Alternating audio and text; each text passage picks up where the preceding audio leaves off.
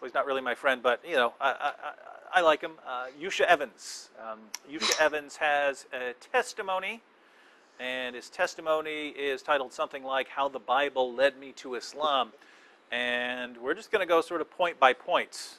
We're going to go point by points and see if he really made the right decision there, and hopefully other Muslims who are, you know, who think similarly will see some of the problems in his thinking, especially people who are, you know, young as he was. He was in the 16 to 17-year-old range when he was struggling through these issues, and so there are other people who that's sort of the age, you know, range. When if you're in that 15 to 25-year range, that's if you're making a dramatic worldview change, that's usually the range, and so. We want to make sure that young people have all the information they have to make the right decision. All right, well, on the program tonight we have my friend Alex. Alex, are you there? I'm here. Can you see me? Hey, how you doing there? Doing fine. How you doing, David? I'm pretty good. You are a former atheist, correct? That's correct. Now, just so people get an idea of you know, start to like you first, because you know once you talk for a while, they're not going to like you anymore. That's true. I'm just kidding. I'm just kidding. I make fun of Alex. He's my verbal punching bag here. But Alex, why don't you tell us a cool story? Think of all you've got like 20 awesome stories that I've heard a bunch of times. How about the airport security story, just so people get an idea of you know who you are? Yeah, when you look like me, you got to be careful when you go through the airport. You can't really make anybody, you know, fearful because of the look I have. A lot of people think I'm from the Middle East. Actually, my parents were born in the former Yugoslavia, which is now Serbia. And so I've been in America for 22 years now. And when I first came to America, went to college in a small town in Indiana, and I was going back to Paris. And going through the Indianapolis airport, and lo and behold, I was going through the security check, and it started beeping, and so they started asking people who had a specific bag going through the check, and it was mine.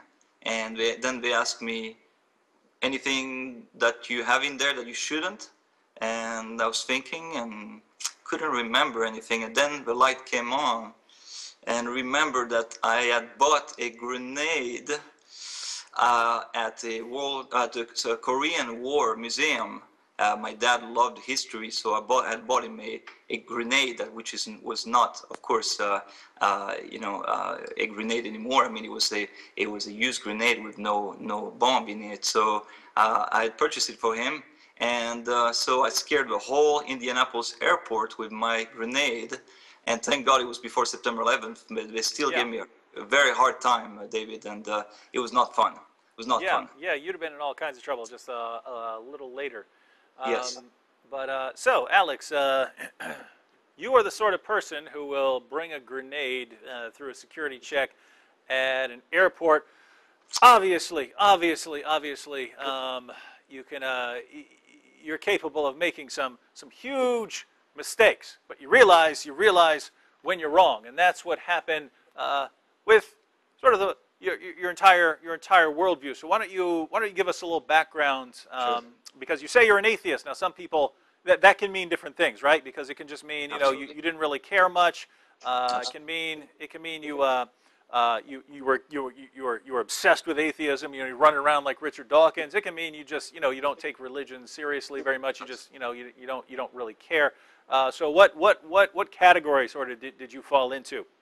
Yeah, that's true. There are so many kinds of atheists.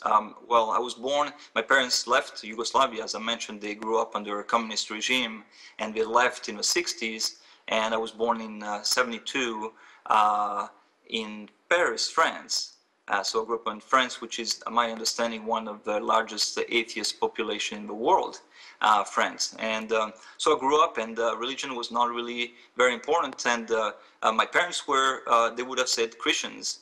They were what I would consider at the time nominal Christians. My dad was Eastern Orthodox, my mother Roman Catholic. We went to church twice a year, what you call CEO Christians, Christmas and Easter only. kind of Christians.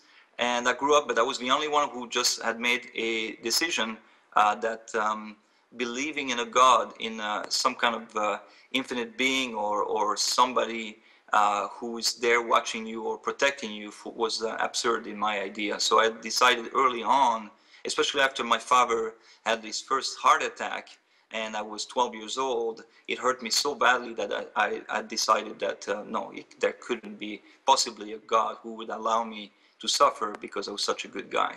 So I wasn't, I had not. Go ahead, David. So you had actually dealt a little bit with what's called the problem of evil when you're young. That a God would not allow this sort of thing to happen, but this sort of thing is happening. Therefore God doesn't exist. That's right.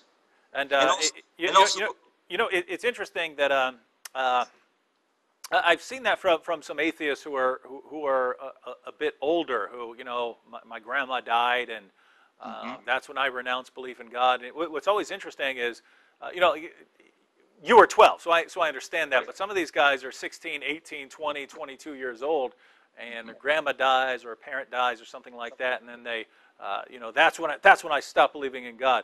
And it's just interesting because, I mean, not you, because you were 12, but, this, 18, 20, 22-year-old person, I mean, you knew that this thing was going on in the world. You knew that this thing was going on. You knew that people were dying. You knew that people's grandparents or parents were dying, and yet it only really mattered when it was someone close, when it was close, and then suddenly a light turns on that God doesn't allow this. When it was, it was a different story when it was happening to everyone else. But so you're 12 and you're already dealing with this. All right, but go ahead. Yeah, well, I was just going to say that, yeah, that was part of my atheism, and the other part was basically I found Christians and believers in general, because I grew up with a lot of Muslims. That's where I grew an interest in Islam after I became a believer, but that's a different story.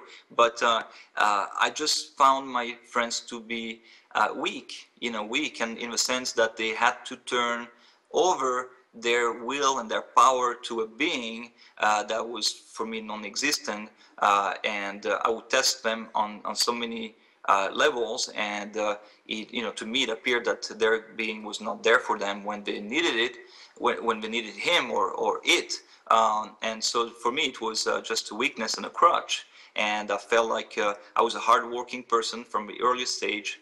I believe in working very hard, and so I believe that you make your own destiny, and there's nobody out there to be there for you or protect you. And so you already from a young age then you have two of the most common things that atheists say, that if God existed, he wouldn't allow these bad things to happen, and that people only believe in religion because it's a kind of crutch. It gives them some sort of comfort, and they need that comfort because they aren't willing to face life as it is and really take it head on, and so they lean on this delusion because it brings them comfort. Interesting, but go ahead. Well, basically that's where I was coming from, David, and basically it was on the two different levels, and just to me it didn't make any sense, and like I said, I believe that you take your own life in your own power and control, and you make you make your own life the way you want it to be. The only problem with that ideology is that's true. You could make your own life and control your own life, and for the most part, especially when you're healthy, basically meet your own goals. The only problem is that there was an emptiness inside of me that kept growing, and I'm sure a lot of your listeners who are Christians and were unbelievers before went through the same thing. Basically, that you somehow the more you're successful, the more you achieve, the deeper of a hole you grow in your heart, and that was a big problem for me. I went through severe depression as I went through my teenage years, and being accepted and being rejected, and just suffering with my dad suffering and being unhealthy, B, with the educational system and the political system, the social system in Europe and France, and just not being able to find myself and being happy and at peace with myself. That was a big existential problem. And you bring up an interesting point, which is much broader than just your story. That you know, so many times we look up to, you know, the Michael Jacksons of the world, the Elvis Presleys of the world, and oh, you know, how great it would be That's when right. when you know you find out they're miserable, right? You find out, well, wait, you've gotten to the point where you've got everything you could possibly want. You have worldwide fame, you have endless money, you have huge mansions, you have anything you want, and you're just miserable. And it's like, you know, people fight all their lives to sort of get to this peak, and most people don't. But they're, you know, they've got some purpose as long as they're fighting for it.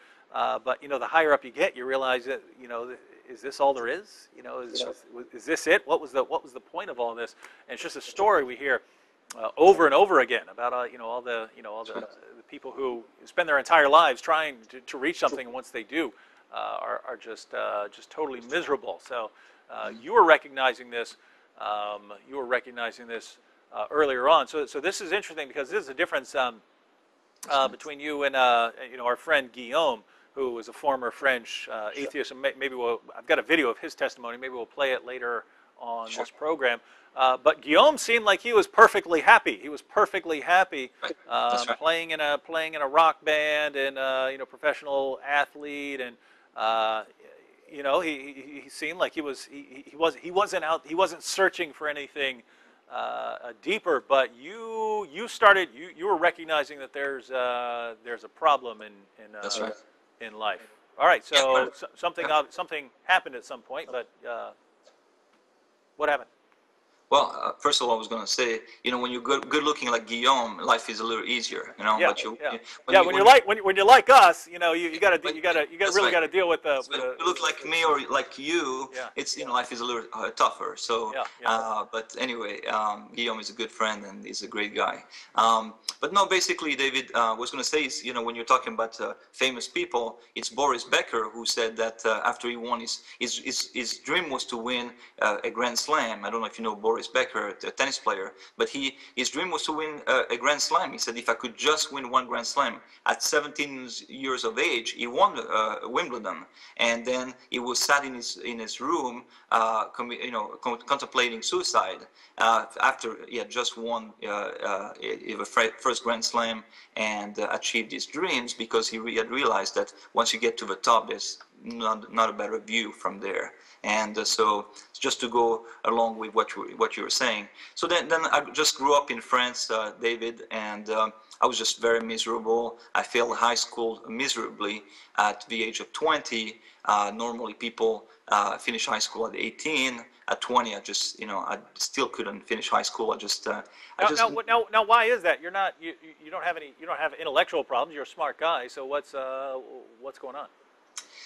You know, again, I don't want to get into politics, but basically, there was a lack of motivation in when I grew up in Paris, and my teachers didn't have the same worldview as I did politically. So there was a lot of, you know, struggles with my educational ambitions, and I just, you know, I just was not very motivated, not very you know, happy with the system in place. And so that's a different story.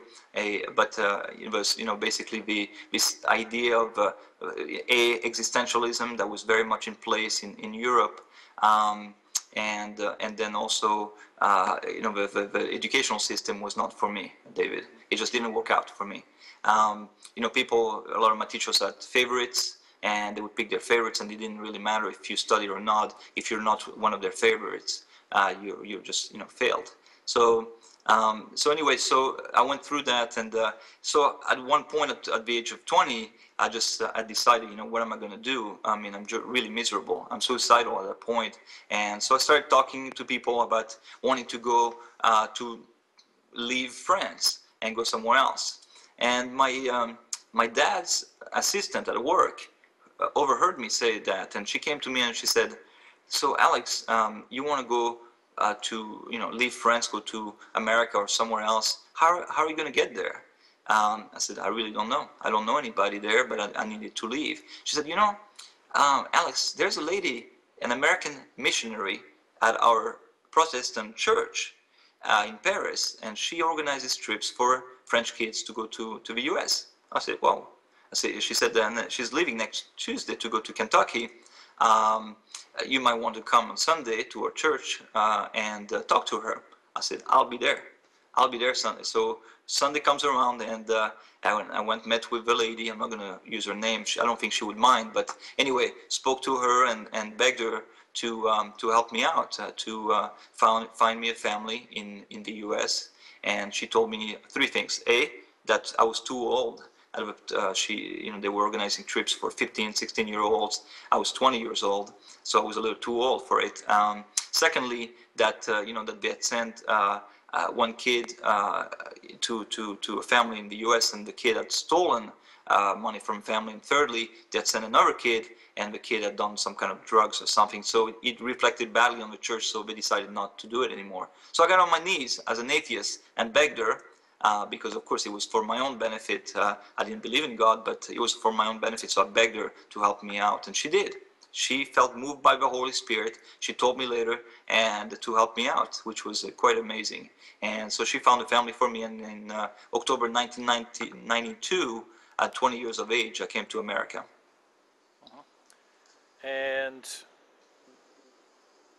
you didn't become a Christian because of that, right? No, I didn't. I was an atheist for another, let's see, for another 11 years. Oh wow! So you were old. For another 11 years, I went through schooling.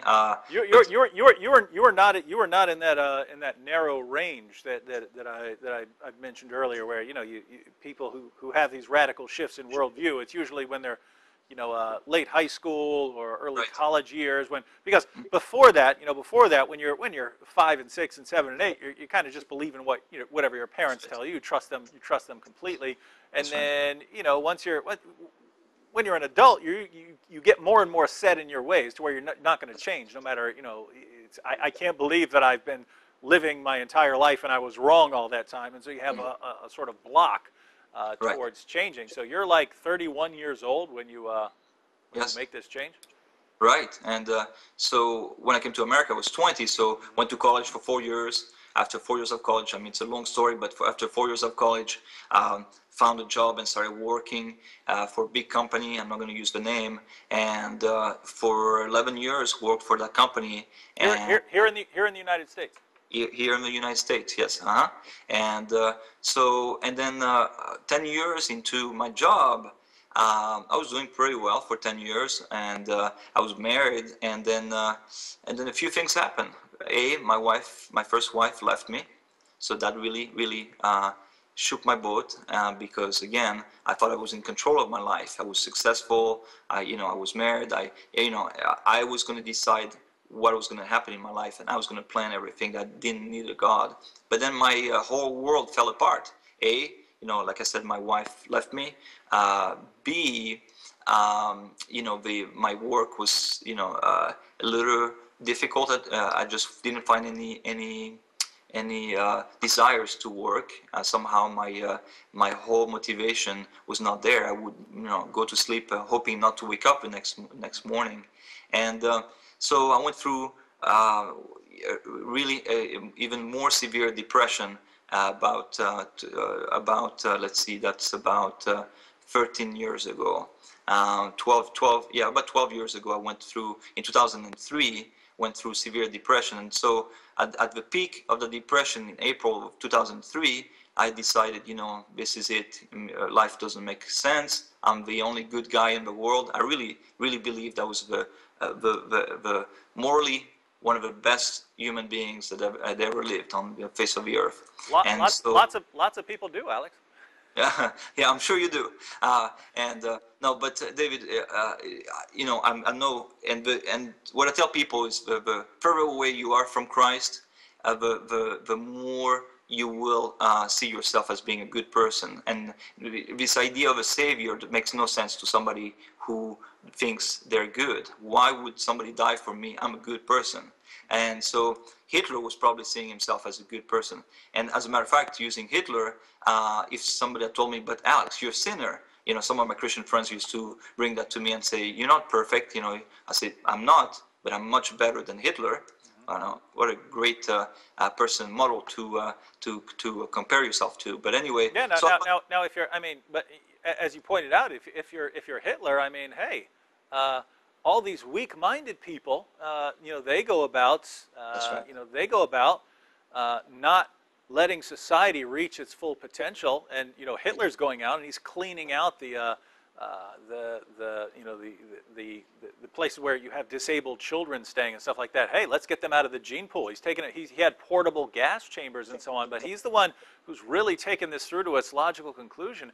If it's survival of the fittest and we can advance, well, there are people who are holding us back, Jews among them, and and we need to man up. We need to man up, be strong people, wipe them all out, and then we can reach our potential. So he views himself as like, I mean, not quite the Messiah, but he's in that ballpark. So anyway, the point here is, you can always compare yourself in some way to someone else to make yourself look really, really great. And so that's what we all do. That's what we all do. We're all great and wonderful. So yeah, who needs a savior?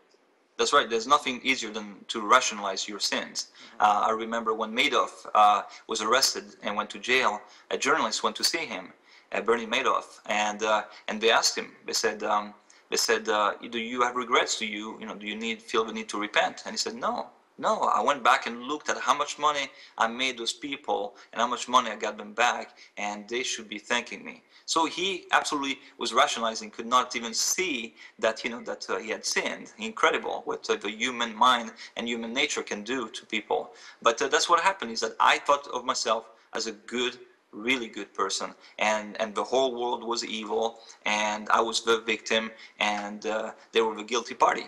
And so that's an interesting problem, because if you feel like you're a dirtbag, hey, I'm really a dirtbag, I deserve whatever happens to me because of how horrible I am, you can be miserable and depressed. But if you think, hey, I'm really great and I deserve much more, and all this bad stuff is happening to me, then wow, I guess that can be some rough stuff there. It is rough. It is really difficult, because you're delusional. You're thinking, that's you don't need your savior, obviously, because you're a good person, and then you're delusional in the sense that that you feel as a victim. And of course, we know a lot of ideologies out there that come across as victims, but that's how I felt. I felt like I was a good guy in the battle, and the rest of the world was evil and was against me, and therefore life had lost all of its meaning. It didn't have a lot of meaning before, but at least I felt like I could make a meaning out of it without God. But at that point, life had no meaning whatsoever. What was the point? I tried, I fought hard, I was a good guy, and I lost in that battle, and the world, had lost, had won against me, and so I was going to take my life away in April of 2003, and that was the solution to my problem. Alex, we have to take a quick break, so that's a good stopping point. You are deciding you're going to kill yourself. That's a good cliffhanger for the break here. So Alex is obviously still here, so he didn't go through with his plan. What happened? We'll be back to discuss that here in just a moment on the Trinity Channel. Can you see me? Yeah, how's it going? Good, doing fine. All right, so tell us what happened. So again, I decided that I can hear myself in the background. Yeah, turn that down. There you go. Okay. So I had decided, as I told you from before the commercial, that I decided, to put an end to all the suffering, which was unfair to a good good moral human being like myself. And so I went home and decided that was it. And as I sat there and was contemplating how I was going to take my life away and end it all, I decided that I couldn't do it. Not because I was a wimp or a coward, because that would have been the easiest thing to do, but because I didn't want my family to suffer. I have a wonderful family who loves me dearly. We're very tight, and I couldn't do that to them. So now I sat there and started reflecting and deciding what are my options. I'm somebody who likes to find solutions to every single problem. So I decided, I started thinking, okay, I don't want to live, but at the same time, I can't take my life away because I don't want my family to suffer.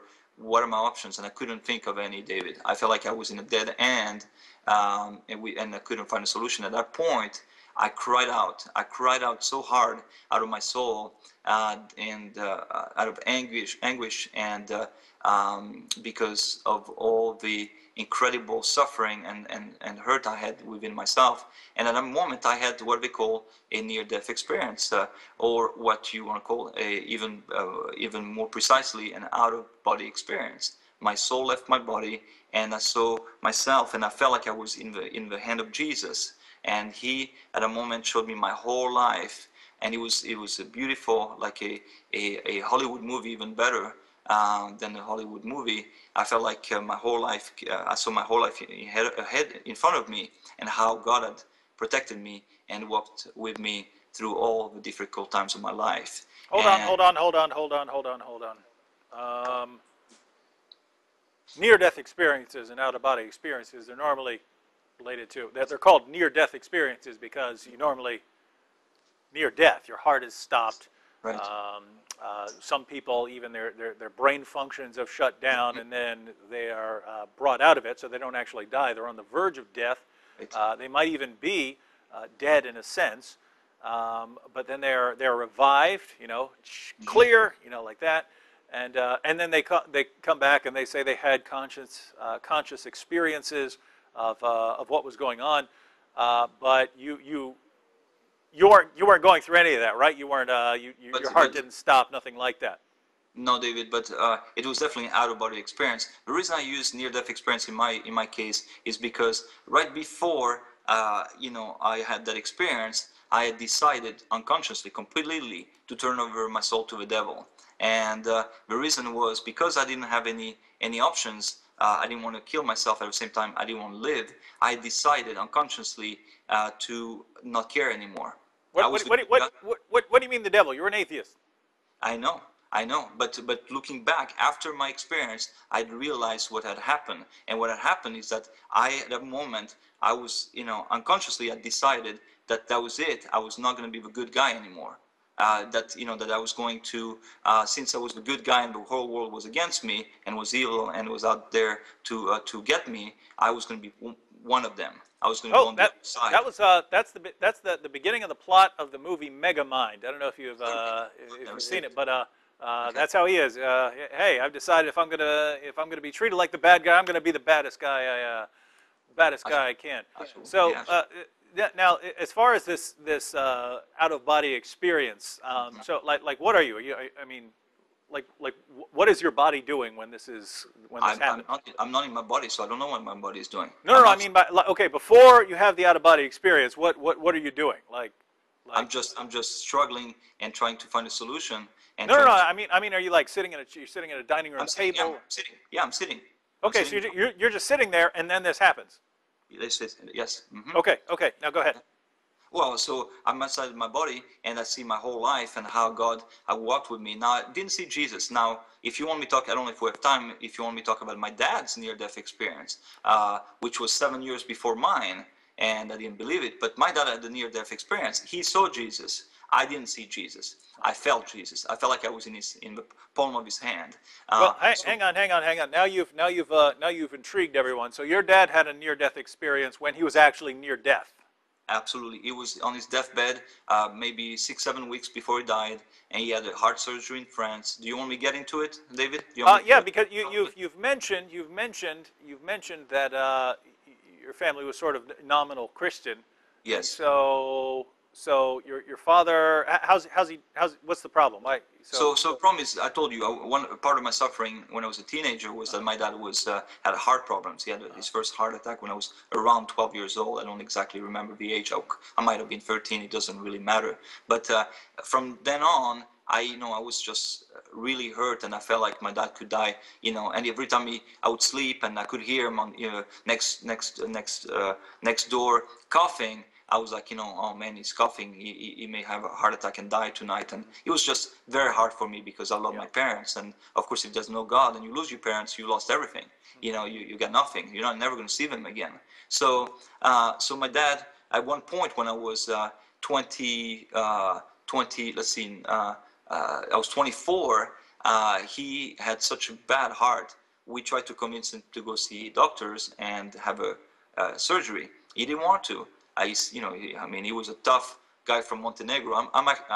If people who know me there, they know that I'm a softie. But my dad was, a tough man. He was a good man and a really loving man, but a tough on the outside. He was from Montenegro, which is, I believe, the second tallest people in the world, and you wouldn't be able to tell by looking at me. But he was tough, and so we tried to convince him to go have a open heart surgery, and he said no. Finally, we convinced him. He went and had an infection, and 11 people died. He was the last one to die. They all died within weeks, and he died many weeks later after everyone died. But one day he was there, and he had to have, because of the infection, he had to have dialysis. So in other words, every day they would have to clean and change his blood, which would make him very weak and very dry. He needed compresses, to keep him moist. And one day my mother went to visit him, and before she got to his room, she asked the nurses, she asked them, how is he doing? And they said, it's a miracle. He is amazing. He's moist. He doesn't need compresses anymore. He looks amazing. He looks like a new man. So she goes in the room and she says, wow, Ivan, that was his name, Ivan, you look amazing. She said, and he said, close the door, come here, sit down. And so she did, and he started sharing with her what had happened to him. And he said, yesterday I met Jesus. And my wife said, you met Jesus? How did you meet Jesus? So he said, well, I was walking across a body of water, and I was going on the other side of the water, and Jesus met me halfway. And he said, where are you going? And I told him I was going on the other side. He said, no, your time is not ready. Go back. I'll be back to come and get you. And so he did come back to his body and was completely born again. I mean, the expression born again was perfectly an example of his experience and my experience, which were different. But he was completely born again. And after that, he didn't care about eating. He didn't care about drinking. All he cared about is sharing Jesus with people. So he had experienced a near-death experience where he had met Jesus. Now, what?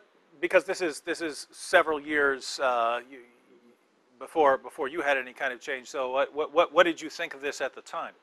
Oh, I thought it was absurd, Okay. And I expect people who are listening tonight who are not believers to feel the same way. That's why I have no problem with atheists. I have no problem with atheists calling me names or thinking I'm an imbecile.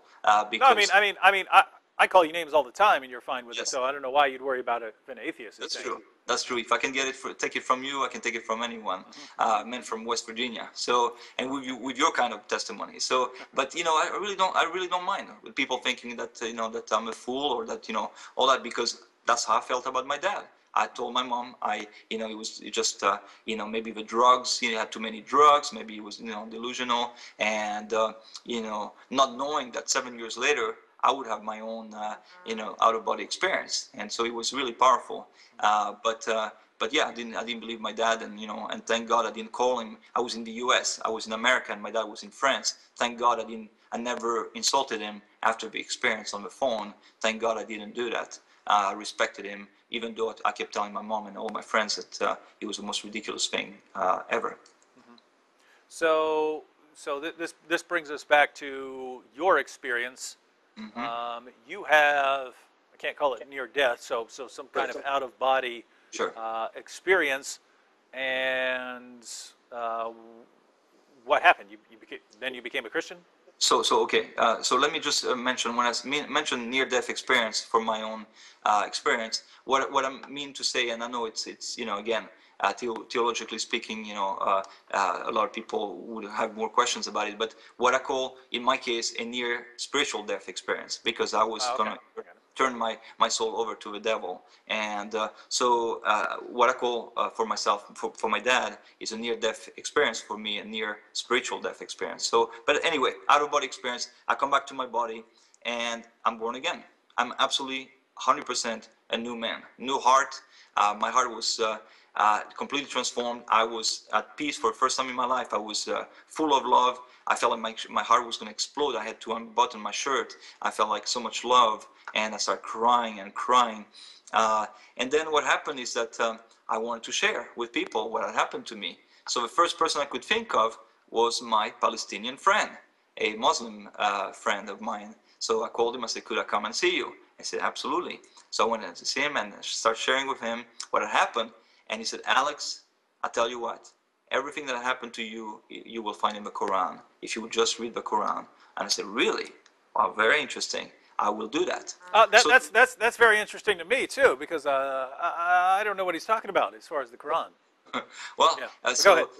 So I went back, of course, people, sometimes you'll hear Christians say, well, surely somebody had to preach the gospel to you and you had the Bible. Yeah, I did. And a lot of people on my work, there was a man, a very dear friend of mine, and I'm not going to use his name but I don't think he would mind, but he prayed for me for 2 years every night, David. Every single night. He felt God put a burden on his heart to pray for me every single night. He shared the gospel with me. I made a fool of him. I just mocked him every time we tried to preach to me. I mocked his God, but he kept loving me and praying for me. So I do believe that some people preached the gospel to me and he planted seeds and prayed for me and he made a difference. So, but anyway, so I went back and read the Quran. I started reading the Quran and then only to find out what's actually written in the Quran, which you never hear of, and that even a lot of moderate and liberal Muslims don't even know are in the Quran. And when you tell them, they look at you like, what Quran are you reading? So I went back to my Muslim friend in question, and then to my Muslim friends in France, because I grew up with a lot of Muslims, and started telling them, you know what's in the Quran? Do you know it says this? Do you know Muhammad did that? And all these things. And my friends were looking at me like, you're nuts. You must be reading a wrong Quran. Let me give you the right Quran. So I have 7 Qurans from 7 different people who have given me their version of the Quran, and it says the same thing. So I started studying the Quran, and obviously to me it was not from God. That's the conclusion I came from and then I started reading the Bible. I met a man at Barnes and Noble, and I heard him preaching on the phone loudly, and I thought it was so rude, speaking loud about religious things when there are people around him. Anyway, he did, and and I started talking to him, and then we started hanging out, and he gave me some books to read. I read one of the most powerful books that I read at the time was The Case for Christ from Lee Strobel, and I read the book, and then it took me a year and a half, David, to even though I had Christ in me, I needed to understand in here what was going on. And so it took me a year and a half, and after a year and a half, by the way, a month after I came, I had that experience, I met my wife, my current wife, and she had been born, was born and grew up in the Episcopal Church, and then went through some changes in her life. She was a student at the university, and I was more into Taoism and Buddhism and those things. So for a year and a half, we started studying, and I started sharing with her what I was finding out. And a year and a half later, we both at the same time officially gave our life to Christ. So after looking at the evidence, David. So you have an experience, and then it's later that you actually That's true. Yeah. go through the gospel and accept the gospel. Mm-hmm. Even though the first story I read in the Bible, I just opened my Bible, and the first story I remember reading was the woman at the well. And as I'm reading that story, I'm crying and crying. Why? Because it reminded me of my father. It reminded me of my father, who had this near-death experience and came back from after his near-death experience and was not thirsty anymore. He had received the spiritual water that Jesus gives. So here's the first story I read in the Bible, and I'm crying because it's alive. They're not words anymore. They're power, the power of God coming to life. And that's what the Holy Spirit does when you're born again. It brings the Bible, the New Testament, to life. That's what it does. Now, Alex, you're so you make a change. You say you're 31 at this time. 33. 33 years About old. 31 when I had my experience, 33, around 33, 32, 33 when I gave my life to Christ. Let's see, 33 when I gave my life to Christ. So Yeah. that's pretty late in the game. But Yes. now you haven't changed your mind, or No, I haven't changed my mind. That's not going to happen. If I ever change my mind, it would be deliberately denying what I know to be true. So, but it's no, there's no changing on my mind. No. And when you meet, it would be like somebody trying to convince me 20 years from now that I'd never spoken to you on Skype or that I'd never met you in person. Sure, I can deny it, but it still happened, and you know it happened. So you can't deny it. now, Alex, you sort of began by you drew attention to the problem of evil, but then you pointed out that you regarded Christians as, I guess any religious people as sort of weak-minded, Mm-hmm. in need of a crutch. Now, you obviously had, had some emotional concerns. You're miserable, and you're having a lot of problems, and then you become a Christian. So how is this not just you needing a crutch in order to deal with life, and now you're okay because you've got a crutch to lean on? Well, to answer your question, two ways. Number one, I did need a crutch. At that point, I needed a savior because I could not save myself. I got to a point where all my life I felt like I could find a solution to every single one of my problems, and to a certain degree, I did. In the physical world, obviously I was empty in my heart, but at that point I got to a dead end where I felt like there was no solution. I could not come up with a solution, and so I did at that point need it, and that's why at the bottom, when I surrendered and I felt like there was no other solution, that's where I just turned out to not to God because I didn't believe in God, but to a solution outside of myself. And so I did need a crutch at that point, but that again is what I went through. But again, once you start relying on God and on His Scripture, on His Word, and of course on the Holy Spirit, then you know that He's in control. He knows that He's real. First of all, it's not an ideology. Other religions are, in my opinion, and tell me if I'm wrong, but of course, we know that to be true, that they are just ideologies. They're just, in the mind, where Christianity is an experience, is a relationship with a living God. So again, once you have that relationship with the living God, you know that He has your back, and that nothing can happen that's outside of His will when you trust Him. So it isn't a crutch now anymore. It's knowing that that I by surrendering to Him, is in full control of my life. So, Alex, you've been talking about your personal experience here, and that you did need you were in need of a kind of crutch, and you've had some experiences, but non-Christians who are watching right now, they haven't had those experiences, and they don't particularly know that they can trust you, right? I mean, there's some people telling some wild stories in the world, and even if they believe everything you've said, maybe Sure. they'll explain it by psychological factors or something like Sure. that. Not Sure. any real relationship with God. It's something in your mind. So for people who don't share your experience, what would you say to them? That's an excellent question. I'm so glad you asked that, David, because I would have hated to end it just there, because I don't want people to believe in my experience. I want people to search, and you and I are into debates and apologetics. After I had that experience, I fell in love with apologetics, because the thing that really besides my experience, which was real and that was never going to change any of what I believe because it had happened to me, I still needed in my mind some evidence. I needed something to to transform my mind. And what that was, it was the evidence of Christianity. Christianity is not just a belief system. It's not just an experience. Oh, great, I had an experience. A lot of people have experiences in other religions that they claim to, but Christianity is above other religions in the sense that it's based on evidence. If you want evidence, if you believe, you will find it. If you're really seeking with all your heart, with all your mind, and with all your soul and all your strength, you will find Jesus. Even if you don't have the kind of experience that I do, because if you're genuine in your heart and you really, Jesus said, if you're my disciples, if you then you will know the truth, and the truth shall set you free.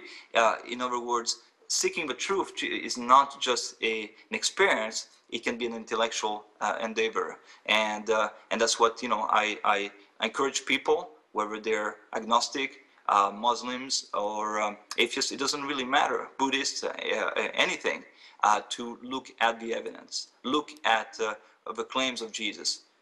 Did he exist historically? We know he did. Was he crucified? We know he did. History tells us that. What are the evidence of his miracles? What are the evidence of his claims and the prophecies of the Old Testament? If you look at the whole of the evidence, you cannot not come to the feet of Jesus and give your life to him. So you're saying that if people have examined the life of Jesus, they're going to become Christians? Absolutely, if they're genuine in heart. But of course, the Spirit has to be working there, and of course, prayers makes a huge difference. But absolutely, if somebody's genuine in their heart and they're seeking truth, and that's all that matters, it's truth. Truth is, somebody yesterday asked me at, I went to a party and somebody said, "What is truth?" And so I asked Hey, him, I've heard that before. So. That's right, from Pontius Pilate, yeah. And saying to Jesus, "What is truth?" But then he turns around and doesn't want to hear the truth. And it's interesting that a lot of people we talk to, and I'm not trying to bash anyone, but a lot of people I talk to, once I start talking about some of the things, talking about truth statement, a lot of people don't want to hear. They just don't want to hear the truth. But if you seek the truth, if you're really genuine and you're willing to change your mind, if you have a teachable spirit and you want to know the truth, you will open yourself to some incredible life-changing evidence, and by seeking, and by finding and by looking into the evidence of Christianity and Christ. So. And it's we're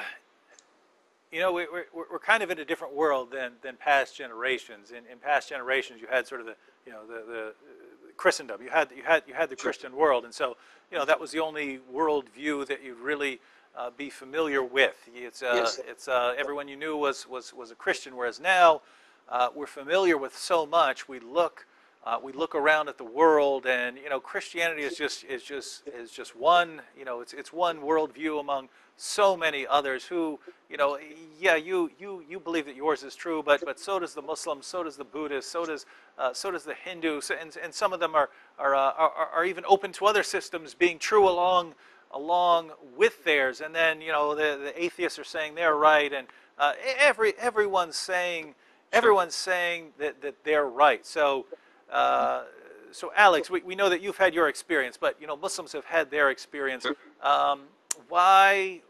Why should anyone think that Christianity is somehow the exclusive truth, that Christianity has the monopoly here?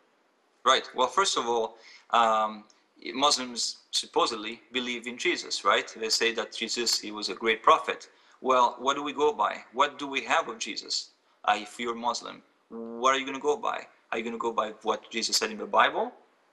Or are you going to believe that that's been corrupted? If it's been corrupted, then what are you going to go by? You have nothing of Jesus, except some of the sayings maybe in the Quran. But if you go by what the disciples wrote of Jesus, Jesus said, "I am the truth. I am," with a capital T. So he's putting himself above and beyond everything and everyone that's ever existed. So you have to look at those claims. And I would invite my Muslim friends, if some of them are watching on your show, to look at those claims and to see, of what we have. And if you go by the Quran, something that was written 6 centuries later by one person, really. One person who claims to have revelations directly, from God by the angel Gabriel, through the angel Gabriel. Why should we go by what one person says 6 centuries later in a different language?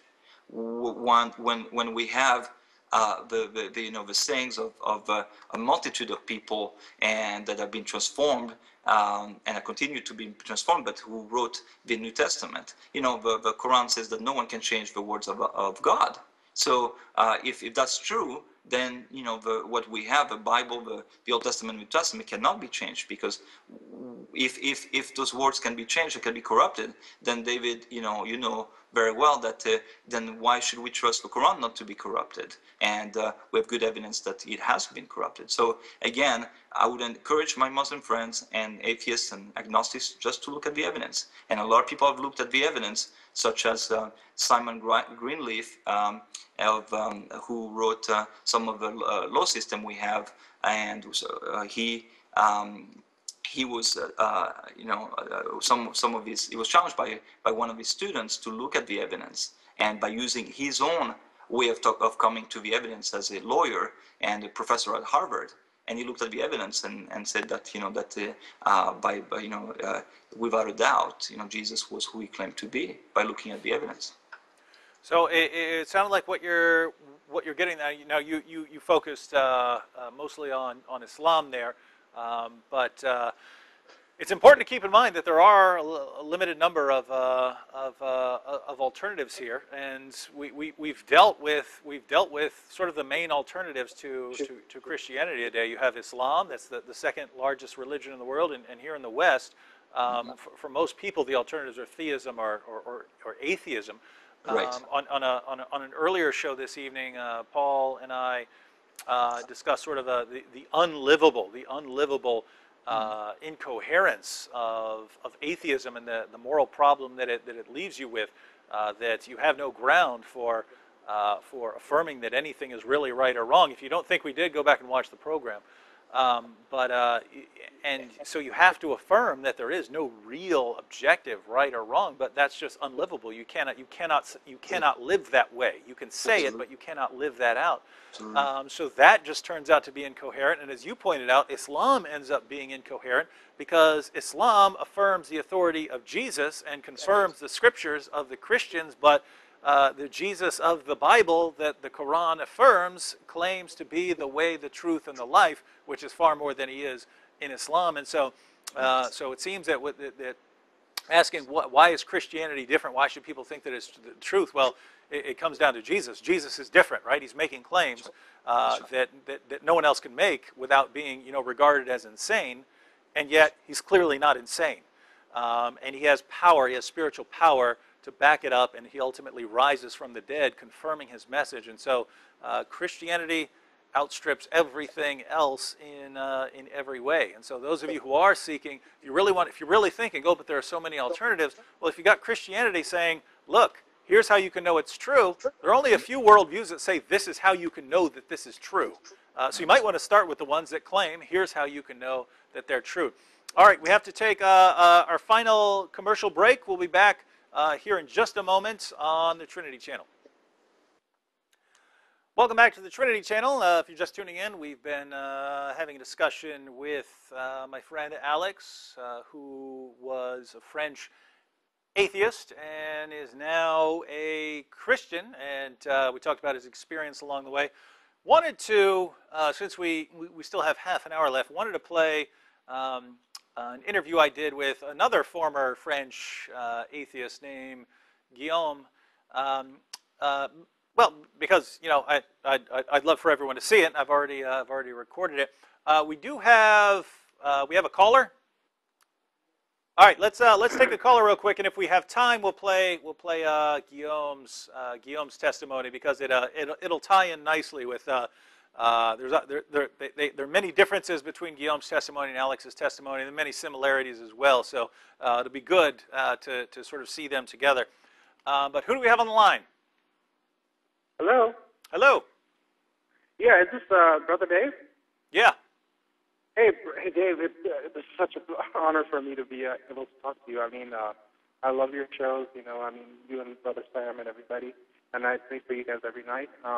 You know, I usually comment on your YouTube videos under the name of Om Shanti, so, you know. Oh, but, yes. I know you. Yeah, you've left a lot of comments in the past. Yeah, I know. Yeah. Well, I just want to say that, you know, the reason my name is Om Shanti is because, you know, I'm a Hindu who came to Jesus. And what happened was, you know, like, you know, I was kind of going through a really rough spot, like, you know, like when I was in college and like undergraduate, you know, failing classes or whatever. And, you know, just, I mean, things were just not well. I mean, there were times when I was actually contemplating suicide and that.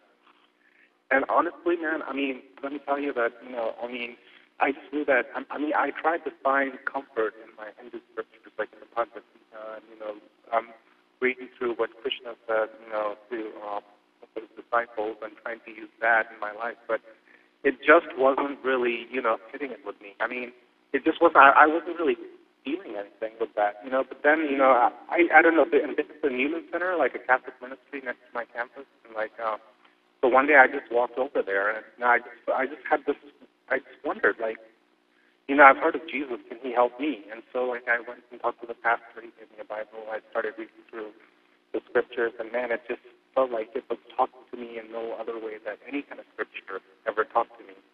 And that's kind of, you know, how I knew that, you know, this is it. And, I mean, I try to tell him every now and then. And I also try to, like, talk a lot with Muslims, you know, trying to get them to, because, you know, I have some of my best friends are Muslims, and I mean, and I can see that they're holding on to that Muslim belief, which is, it's just not helping them, you know. I mean, it's something, and, you know, and they keep, like, saying, like, you know, how can Jesus be God, you know. So you're saying that Jesus ate food and he pooped and peed, you know, and stuff like that. I mean, and, you know, I'm like, you know, well, first of all, you know, how you're saying that God is all powerful, and so God can't come into this, you know, human life and, you know, experience what we humans experience and you know, cure us. I mean, you know, because, I mean, I don't think if God came down as a human being, we would not have that relationship with Jesus, you know, that personal, interpersonal relationship, you know, a brotherly relationship. So I just wanted to say that, you know, man, you guys, what you guys do is just amazing. And I pray for you guys every night. And I had a question for you, Dave. Are you still allowed to go preach at Dearborn? Are we still allowed to go to Dearborn? Yeah. Yeah. And preach there? Okay, I was just wondering, because, you know, there's a mosque where, you know, in my locality, and I was wondering if I should maybe take some signs over there saying that Jesus is Lord, you know, come talk to me, or something like that, and if that would be perfectly okay or not. You know, it's like stand across the street and just say, you know, if you want to know about Jesus, come talk to me, or something like that. Yeah, it kind of depends on the location. If it's you know, if it, you know, for those of you out there who are, you know, places like Dearborn, you want to reach out, I encourage you. But keep in mind there are people in this world who would want to do something to you and then lie about what happened. So I would say, you know, buddy up. There's a reason Jesus sent them out, people out 2 by 2. It's good to have someone to watch each other's back, at least to you know, to be a witness or something like that, and, you know, record something if necessary, and so on. So yes, absolutely, I would encourage that. All right, so we've heard our friend Alex's testimony. Since we've mentioned it, and we barely have time to show it now, but since we mentioned it, and since it was, again, it ties in well with Alex's testimony, we're going to go ahead and watch testimony I recorded from another French atheist. So you're getting 2 French atheists for the price of 1 show tonight, who both became Christians. So let's go ahead and watch that video, and then we'll close things out. Guillaume, we just got back from a conference. I watched 2 of your papers. What were those about? Well, they were about philosophical theology and on the issues surrounding God's providential control of human free choices, so discussing the relationship between determinism, free will, and moral responsibility. And as you can imagine, I was clenching the sides of my seat when I was listening to this. Guillaume, after listening to your papers, it's clear that you have a lot to say on a lot of issues. You were in a series of presentations along with William Lane Craig. So you clearly have a lot to say, but a lot of people are just going to be interested for now in how you became a Christian, because you were a French atheist. I guess you're still French, Yes, in a sense. I am. That hasn't changed. Now, based on YouTube comments, anyone who believes in Christianity is really, really dumb. So you must just believe what you're told to believe. You weren't very educated. Someone came along, told you a message, you couldn't think for yourself, and that's how you became a Christian. Is that about right? It's not quite the story. There are some differences here and there, but Well, just what was your educational background before, as you were growing up? yeah. So it was clear from some of the earlier stages that I was much more scientifically inclined rather than literary or economics. So I went on to study math, physics, and engineering in college. I did some program in France that's called a prep school. It's Maths Sup, Maths P. It's a very high-pressure 2-year preparation for the various prestigious engineering school it's called Classe Préparatoire aux Grandes Écoles, and basically it's 2 years of intense math, physics to prepare you for a contest to enter into those prestigious schools. So I did that. I graduated in engineering science, in computer science, and I landed a job in computer science as a software developer in finance.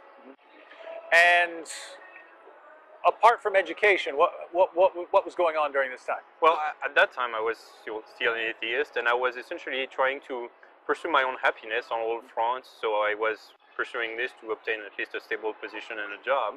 And I was also playing at the time in a rock band. I was playing keyboard in a rock band, and we were starting to French rock do band. various concerts. We were singing in English, but we were French. And the band was a lot of fun, and I enjoyed playing with these guys. And on the sports front, I also discovered that I could jump 3 feet high, and so since I'm 6'4", they put me in a volleyball team, and I ended up playing in National League. And I've seen the footage of you spiking. There's that shot of you coming up. Oh, and here's the net, and here's you rising above it, and everyone's way down there, and you just slamming it right over everyone. Those were good times. Yeah, That was good times, good season. time. And so I was pursuing my own happiness on all those fronts. There was the music, the sports, and the job. And on the front of women conquest, at least in France, for a young atheist my age, one of the ideals was also to multiply feminine conquests. And I was starting to have enough success there to satisfy the raunchy standards of the volleyball locker room. So my life was doing pretty well on all those fronts, and I was trying to be happy and doing a good job at it. So it sounds like you're sort of living the secular atheist dream, right? I wasn't complaining. You're in sports. You're playing music, getting lots of girls. Something obviously happened to change your mind about things. So Yeah. what's going on? Well, it was an unusual set of circumstances. I went on vacation with my older brother to the Caribbean in the island of Saint Martin. Is he tall like you? Yes, he is, Yeah. and he plays also volleyball. So Okay. we went there together, essentially trying to have a good time with tropical weather, white sand, turquoise blue water, and the occasional beach volleyball game. So what's not to like? And given the ungodly amount of vacation that we have in France, we went there for 3.5 weeks. And during our stay over there, we one day went to a little bit of a distant beach. And coming back from the beach, for some reason, that day we decided to come back hitchhiking. I had never hitchhiked in my entire life until that day, and I have never done it ever since. But for some reason, it was decided we would hitchhike our way home. So we start hitchhiking, and a few minutes after, there's a car that stops. In there, where there was 2 tourists, 2 women from the United States. One was from Miami, the other one was from New York. And they were actually not stopping to pick us up. They were stopping to ask for directions. And they were lost on their way from the airport to their hotel. As it turns out, the hotel or the airport were nowhere near the beach at which they came to pick us up, so they were clearly way lost. And here they were asking for directions. Now, they told us where they were going, and it turns out that their hotel was right next door to the house at which we were staying. So we told them, well, look, we're happy to tell you, just pick us up and we'll all go there. So we get in, and they were attractive enough that I started flirting, and we were trying to see them again on the island before we left. And it turned out that we did, and I ended up dating the one who was in New York. And I quickly found out, though, that she was a professing Christian. She said that she believed in God, which in my own worldview at that time was pretty much an intellectual suicide. And also attached to that problematic belief was her belief that sex only belonged in marriage, which is even crazier than theism, if that was at all possible. So here we are now in this long distance relationship, because I flew back to Paris, she flew back to New York, and here we were, and I essentially had religion standing in our way of being happy and together. So my new goal in life was to try to show her why her Christian beliefs were silly, that she should put all this nonsense behind her, and why we should be happy together. And if I was going to be criticizing Christianity, at least I needed to know what Christianity teaches. And so I picked up a Bible and I started to read about Jesus. And what I found there was a little bit feeling and tasting differently than I had expected. What I saw in Jesus was a person who was speaking with authority, and he was maneuvering in conversation in ways that were pretty impressive. He was clearly, he knew what he was talking about, and that started to put a little bit of an awkward fact for me to handle. I knew that at some point I would need to have some account of who I thought this Jesus was. Because I was the same way. When I read, before I was a Christian, I read Matthew, Mark, and John. And I was really impressed. I was really impressed when I read the words of Jesus for the same reasons you mentioned. Mm-hmm. Yeah, and even at the time, even as an atheist, I never really bought into the whole Jesus myth theory. Mm-hmm. It never occurred to me that Jesus was a mythological figure in some sort of fairy tale. It seemed clear, at least minimally, that he was a historical person who walked the roads of Palestine in the 1st century. And so, that's another parallel, by the way, in that when I was reading the Gospels, I'm thinking I'm actually reading 1st century accounts of the early church, and because you see all kinds of atheists nowadays on YouTube, and they're so far away from scholarship, they have no clue what they're talking about, and that the genre of the Gospels is 1st century Greco-Roman biography. So we were on the same page there, and that we're both taking this seriously as early accounts of Jesus, which is cool, because that's what scholarship agrees on nowadays. Right. So we were right. Without knowing, we were actually on the right path. But also, it seems like his teachings were taken seriously enough, and his impact on his disciples was such that they were prepared to say, I've seen this and I vouch for him.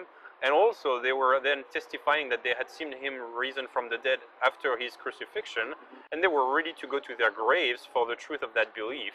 So at that point, I thought this is at least some set of events that I need to have an account for, and I wasn't really sure how I would resolve this, but I figured at some point I will need to give an account of who I thought Jesus was. But I wasn't anywhere near changing my mind at this point. I couldn't even have ended up in church even if I wanted to, because all of my weekends were busy traveling the country to play volleyball games. And so on Sunday mornings, I couldn't even have visited a church. The thing is that this barrier didn't last long, because shortly after I started investigating those matters, my shoulder started to fail me. And your spiking shoulder? Yes, the shoulder of the arm for the spiking. And about 10 minutes into every volleyball practice, my shoulder burned and I just couldn't spike anymore. And so the doctor... And that's pretty much all you could do. That's right. Since all I could do was jump, and if you can't spike and you're a middle blocker, you're pretty much worthless. Okay. So I was off of the volleyball court. The doctors couldn't find anything wrong with my shoulder. The physical therapist's best efforts didn't help. And I was basically told, look, you just need to rest your shoulder. You need to stop volleyball for a couple of weeks and see where it goes from there. So you need something to do for a couple of weeks. So against my will, I'm off of volleyball courts, and I figured, well, since I've been looking into this Christianity thing, I might as well go and see what those Christians do when they get together. So I got the address of an evangelical congregation in Paris, and on that first Sunday morning without a volleyball game, I took my car and I drove to that congregation. And the way I describe it is really that I went there like you would go to the zoo to see some weird exotic animals that you've heard about or read in books but never seen in real life. And so I went there to just see what those weird animals do when they get together. And I walked into that church, and I remember feeling oppressed by the clear knowledge that if any of my friends or family could see me there in a church, I would die of shame. And so the whole thing was really awkward, and I was seeing these people, and they looked like they genuinely believed what they were doing. They were praying, and they thought that the God was literally hearing their prayers. So the whole thing was awkward for me, and I sat down in a corner trying not to meet anybody, and I listened to the preacher. And to this day, I don't remember a word that the preacher said.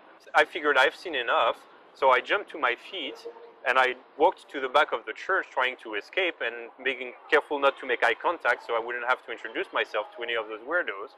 and I reached the exit door at the back of the church, opened it, and I literally had one foot out the door when a blast of chills grabbed me in the stomach, going all the way in my chest and grabbed me by the throat. And I was frozen on the doorstep with goosebumps all over. Anything like that ever happened before? Not quite. And so, but you know, I was there frozen, and I heard myself thinking, well, this is ridiculous. I have to figure this out. And so I closed the door in front of me, turned around, and I went straight to the head pastor and said, so, you believe in God, huh? He looked at me and said, yes. I said, well, how does that work out? And he said, we can talk about it. And so he waited till everyone was gone, and then we went to his office, and he prayed for me, which I thought was a bit awkward, but at least it was reassuringly consistent. At least he really believed his stuff. And so then we started talking, and we started to answer some of my questions. What is this Christianity thing? And he was a man who didn't have necessarily a formal training in apologetics or providing good arguments in favor of Christianity in the way that you and I now know too. But he had consistent answers within his own worldview, and that was impressive in its own right. He was a man who clearly wasn't out of his mind. He thought on his feet, and he was educated, and he thought that God existed and that Jesus was raised from the dead. And that's important because this was a problem I had when I ran into a Christian who actually knew what he was talking about. That I was shocked, right? Any discussion with a Christian should be a massacre, right? I should just slaughter this person. Yeah. And so when I didn't, it was what's going on here, right? Because I thought all of these guys were just complete morons, and here's someone who isn't. Yeah, and so I wasn't necessarily aggressive with that person, but I was trying to understand how these views make sense, and he just had coherent answers, and he was essentially explaining me what Christianity is. So for a number of weeks after that, we made appointments to come and talk with him, and we just exchange on the ideas of Christianity. He tried to slowly walk me through the basics of Christianity, give me a booklet that he had written that encouraged me to ask questions and pointed me to the Bible to see what the scriptures actually teach on those matters. And slowly but surely, these various beliefs started to make sense to me.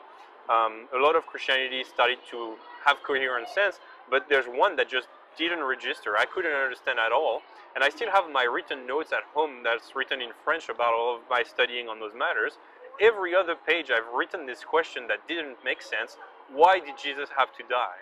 It made no sense to me what was the connection between Jesus dying and my Christian life if I were to become a Christian. I didn't see the connection. And very soon after, the answer would come. At that point, my unbelief had slowed down a little bit, and I was starting to shift my unbelieving prayer life into, God, this starts to make sense, but if you're real, I'm going to need to have you really explicitly reveal yourself to me in ways that I can trust this is real, and I can jump in and not making a fool of myself. And the sort of experience I was hoping for, aside from arguably what happened at that church, I was hoping for some sort of open heaven with the voice of God coming down, welcome son. And what came was eventually much less theatrical, but much more brutal. What he did is that he reactivated my conscience.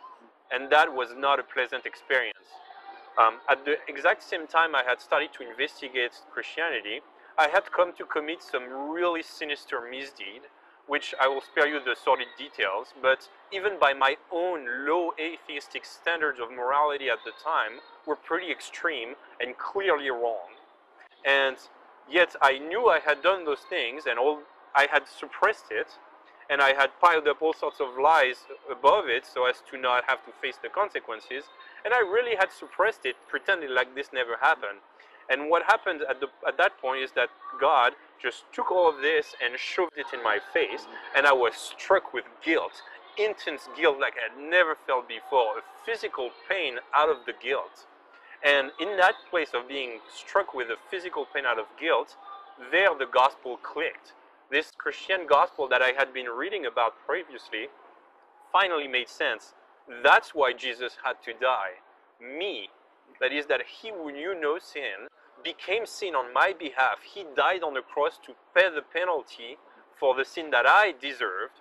So the switch that Christianity teaches is that he didn't deserve to die. I did deserve the punishment. The wrath of God was yet poured on him, and I received it freely, not by any works or rituals or any good deeds that I would perform, but simply by placing my trust in Him, thereby receiving salvation. So the teaching of Christianity that heaven is given for free, not by good works, but by faith, finally clicked, and I received it. I said, this is making perfect sense now. God, I'm receiving this sacrifice that you made on my behalf. I place my trust in you. Save me. And at that point, I experienced this real spiritual renewal. All of that guilt just evaporated, and I felt a freedom. I had been forgiven by the living God. So I had now to confess those things to the relevant parties, and I did so. And now that everything was in the open, I figured, well, this is probably God's will, now that those things are out, that I would marry my Christian girlfriend. And so I left everything in France behind. I quit my job, left my volleyball team and my music band, and tried to move to New York. I found a job on Wall Street since I was working in finance. That worked out really well. I found a job there, moved here, and shortly after I moved here, it became very clear that it was actually not at all God's purpose for me to be with that woman. We had a terrible relationship, and we broke up. And at that point, I had almost zero social connections in New York. I found myself isolated here with almost nothing to do. I had no volleyball, no music anymore. So I had my job and complete void aside from that. And this is the point where I started to try to tell to my family and friends back in France why my jump to Christianity was actually irrational, that I hadn't lost my mind in the process. And we started communicating about the good reasons I had, and I had thought of good reasons. It started to make sense. I was able to explain to them. But I was also very curious to pile up more arguments and more reasons. And so I started to study those materials that I could find, all sorts of lectures, debates, books. And I was going through this material every single night after the office. I loved this time in my life where I would just come back, devour this material, and enjoyed every minute of it. And after a few months of this regimen of literally doing all of this, I figured, if I'm going to be spending all of my time and all my resources studying Christianity, I might as well get a degree out of it. And so that's how I ended up applying. I ended up applying for seminary, and I graduated with a master's in New Testament studies in seminary in New York City. Shortly after that, I met my wife, this time an American woman who was wonderful for me, and we started a family. We have 2 babies. And I'm now pursuing a PhD in philosophical theology under a respected theologian in Europe, and just about wrapping up my PhD. So that's, in broad strokes, that's how God takes a French atheist who hates religion, who hates God, and slowly but surely breaks all of his defenses, reveals himself to him, reveals the gospel that saves, and makes a theologian out of him. And so, just to tie it back into how we started, you had a good background in science and mathematics, and now a strong background in theology, and you're still a Christian? Yes, that's right. So it's probably not the right place to go into all of the classical arguments that I came to learn about, but it definitely, all of my findings in terms of research for the various additional arguments comforted me in the right directions. And the more I was digging into it, the more I realized there's actually really good reasons there. And so it started to be very efficient in discussing these matters with all of my atheist friends and family, realizing that the gospel made sense intellectually, it was acceptable rationally, and it was also very relevant experimentally, because my experience, everything cried out, the gospel is true. I was convicted, my sin was real, the guilt was real, and the answer to my guilt wasn't denial, it was forgiveness. And the forgiveness is that Christ brings in the gospel, not by any works of the law, not by our own righteous deed, not by our religious rituals, but by faith in Jesus, we receive eternal life. That's the gospel, and that's the best news that ever was proclaimed.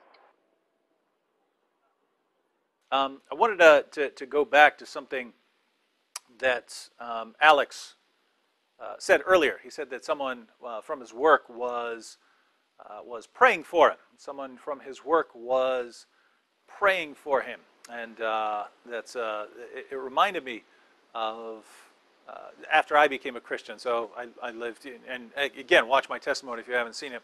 But I lived as an atheist for a long time and became a Christian, and after I'd been a Christian maybe, I don't know, 2 or 3 years, I started sending out letters to everyone I had known years earlier, you know, telling them what's been going on. And I got a letter back from a girl named Michelle that I'd known back when, who had only known me as an atheist, and she said that that she used to pray for me, but she gave up because she thought it was a waste of time. So here's a girl saying, "Hey, I used to pray for you. I used to pray for you, and then I realized it was just hopeless. It was hopeless. There are other things I could be doing that would be more meaningful than praying for David Wood." And so, if you think about, you know, some of the people who change, you know, some of them live, you know, as far as the world is concerned, they live, you know, they live pretty decent lives. They're living perfectly normal lives, and others are living horrible lives. And you know what's amazing is, you know, you can pray for the person who's living you know, basically an otherwise good life. We know, I understand that we're sinners and we're not perfect and so on. We all fall short. But you know, some people are living better lives than others, and you can get someone who's living a normal life and you know, never hurt anyone, never really seriously mistreated anyone. And you look at someone like that and say, you know, hey, I'll pray for that person. I'll pray for that person to come to church and to you know, hear the gospel and to understand it and so on. But then, you know, you look at this other person and, wow, this person's so bad, it's just hopeless. And you know, that's a problem for 2 reasons. One, God is, you know, the God who can save one person obviously can save the other. But the other is that there's actually a benefit. There's a benefit in the people who really hit bottom. You know, Alex talked about you know, the more successful he got in life. He's working for years, but the more successful he got in life, the more depressed he became. Now, it seems like it should be the opposite. The more successful you become, the happier you get. But it doesn't work like that. And so, you know, looking at people who are sort of hitting bottom and are miserable and are depressed, they can be in a similar boat as someone who's been just really horrible. And Guillaume, if you watch Guillaume's testimony, he talks about, he says that God reactivated his conscience, that his, you know, he'd been doing some horrible things that even he would regard as horrible, but you know, he just wasn't thinking about them, and all of a sudden one day they all just hit him, the things he's been doing.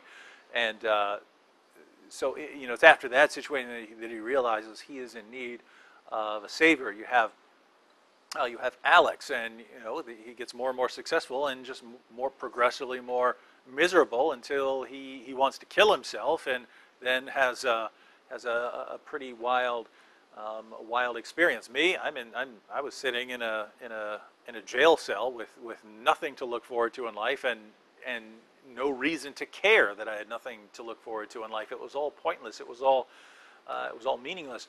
The point here is, when you're looking at some people that you think, wow, there's no way that person would ever become a Christian. Well, sometimes those people do. So don't ever think that your prayers are wasted if you're praying for David? someone. Yeah, you there? Yeah, I'm here. Oh, I thought you just totally dipped on me. No. Because I don't trust. I don't trust French people in general. I'm not surrendering yet, quite yet. No offense, but it's. I might be French, but I'm not surrendering that easily. Okay, all right. Except to God. Well, you're the But first no, Frenchman who no, hasn't no, just surrendered at the slightest little bit of aggression there.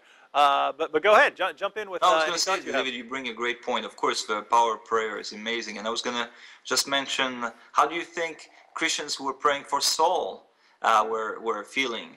You know, do you think they were thinking, oh yeah, God is going to change Saul's heart and he's going to stop persecuting Christians and killing them? No, they probably didn't. They probably were praying for him, thinking, no, maybe this one God, maybe it's out of his league. And yet, who would have thought, you know, through the prayers and the love of Christians and the persecution and the Holy Spirit, he ended up being one of the greatest followers of Christ in the history of Christendom. And just on a more personal note, my friend Nabil. That's right. Yeah, spent years discussing the gospel and the evidence for Christianity and the problems with Muhammad. Years. We're talking 4.5 years discussing these things with him. And there were Christians. There were several Christians I knew who told me I was wasting my time. That is, his heart was hard. It was a waste of time. I could be speaking to many other people, and you know, in a sense, they're right in terms of, you know, just sheer quantity. If I'm spending day after day talking to one person, and I'm a former atheist who you know, wants to have discussions with atheists, well, I could be talking to tons of atheists during that time. But I mean, think about that. Christians saying, "Hey, you are wasting your time. You could be doing something else." And you know, eventually, Nabil becomes a Christian, and now he works with Ravi Zacharias International Ministries, and he has a book, Seeking Allah, Finding Jesus. And so, whether we're talking about Muslims or atheists, or you know, nice atheists, or you know, violent atheists, or you know, those of you who have relatives or children who are just you know, going off the deep end, God certainly saves people, and don't forget that when you are praying for them. If God can save someone as ugly as my friend Alex, then he's certainly capable of saving others. So I'd like to thank everyone for watching. We'll be back tomorrow night. We have 3 shows tomorrow: 6 o'clock, 8 o'clock, and 10 o'clock Eastern Standard Time. We will be focusing first, and we'll start on the first program, and if it goes into multiple programs all on Yusha Evans, then that's what we'll do. But we're going to go through Yusha Evans' testimony step by step to see you know, what we should be making of his criticisms of Christianity and the Bible and Christians. So we'll be back tomorrow night to discuss that. I'd like to thank Alex and everyone who watched. See you next time here on the Trinity Channel.